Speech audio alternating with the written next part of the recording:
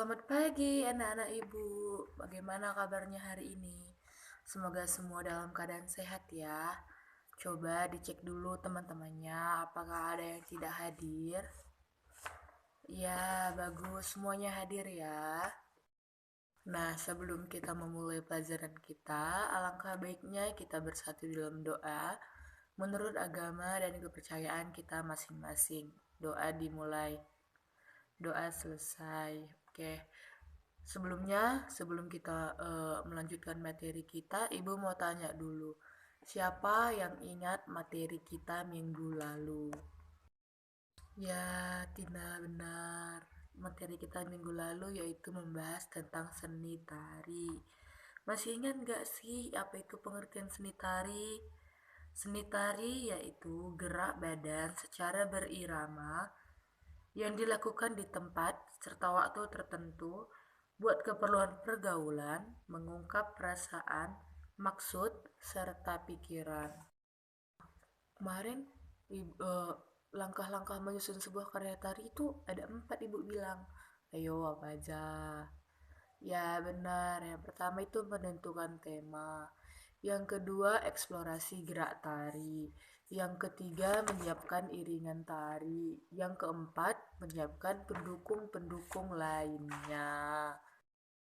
Karena semua masih mengingat pelajaran minggu lalu dan dipelajari lagi, sekarang Ibu mau kita membahas materi baru, yaitu materi kita hari ini energi dan perubahannya pada subtema 1 sumber energi.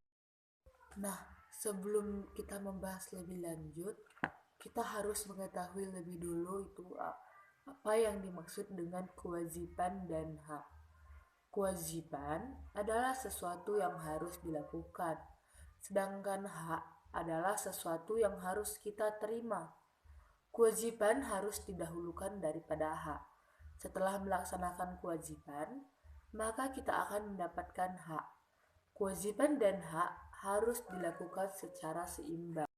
Nah, di rumah kita juga punya kewajiban.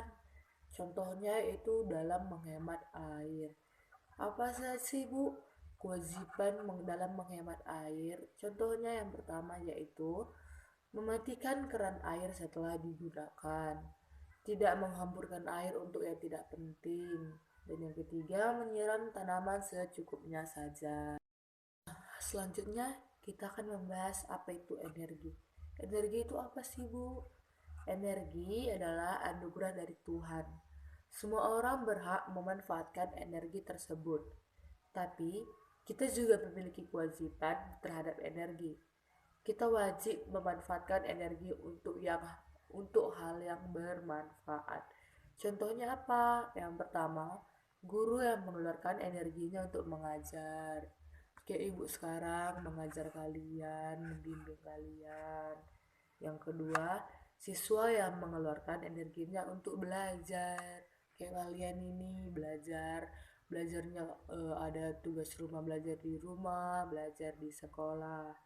Yang ketiga itu petani yang menggarap sawahnya dengan sekuat tenaga. Itu contohnya kayak orang-orang tua kita yang petani. Selanjutnya kita akan membahas kewajiban dan hak dalam memanfaatkan energi. Contohnya yaitu yang pertama, mematikan keran air yang tidak dipakai, hak yang didapat mendapatkan air yang cukup. Kedua, mematikan lampu di siang hari saat tidak dipakai, hak yang didapat menggunakan lampu saat belajar. Yang ketiga, belajar dengan sungguh-sungguh, hak yang didapat dididik dengan baik oleh guru.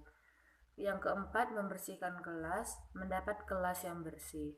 Yang kelima, menjaga kebersihan sekolah, hak yang didapat mendapat sekolah yang asri. Selanjutnya kita akan membahas sumber energi. Apa sih yang dimaksud dengan sumber energi? Semua benda yang menghasilkan energi disebut sumber energi. Matahari, udara, air, tumbuhan, dan hewan merupakan sumber energi. Sumber energi terbesar di bumi adalah matahari. Tanpa matahari, tumbuhan tidak bisa melakukan fotosintesis. Fotosintesis ini menghasilkan makanan dan oksigen. Makanan dan oksigen sangat penting untuk kelangsungan hidup manusia dan makhluk hidup lainnya. Selain itu, Matahari juga digunakan sebagai sumber energi listrik melalui PLTS atau pembangkit listrik tenaga surya. Selain matahari, air juga dapat digunakan sebagai pembangkit listrik tenaga air atau PLTA melalui bendungan atau waduk yang dimanfaatkan. Selanjutnya, ada udara yang juga bisa dimanfaatkan sebagai pembangkit listrik, yaitu pembangkit listrik tenaga bayu atau PLTB. Sumber energi bagi kendaraan adalah BBM atau bahan bakar minyak. Bahan bakar minyak berasal dari fosil hewan. Fosil hewan adalah hewan yang mati dan tertimbun di dalam tanah jutaan tahun yang lalu. Selain itu, bahan bakar minyak juga digunakan untuk menyalakan kompor untuk mesin-mesin di pabrik. Nah, bagaimana sih cara kita melestarikan sumber energi? Yang pertama yaitu merawat dan memelihara tanaman. Yang kedua, melakukan penghijauan. Dan yang ketiga, tidak membuang limbah ke sumber air. Selanjutnya, kita akan membahas contoh-contoh perubahan energi. Apa aja sih contoh-contoh perubahan energi? Yang pertama, menyalakan kompor. Energi yang terjadi, energi kimia menjadi energi panas. Yang kedua, makanan di dalam tubuh. Energi yang terjadi, energi kimia menjadi energi gerak. Yang ketiga, menyalakan kipas angin. Energi yang terjadi, energi listrik menjadi energi gerak. Yang keempat, menyalakan setrika. Energi yang terjadi, energi listrik menjadi energi panas. Dan yang kelima, menyalakan lampu. Energi yang terjadi, energi listrik menjadi energi cahaya.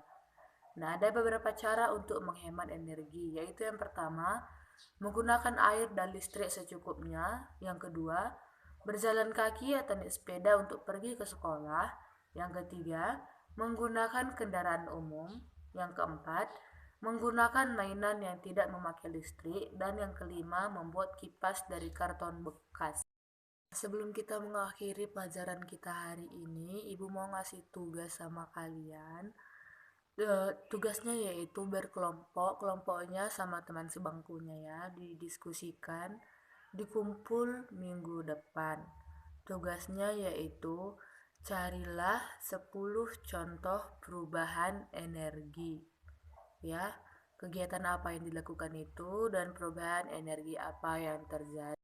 Jadi hanya sampai di sini pertemuan kita kali ini. Tetap semangat belajar, jaga kesehatan, dan semangat mengerjakan tugasnya. Hati-hati pulangnya ya. Selamat pagi.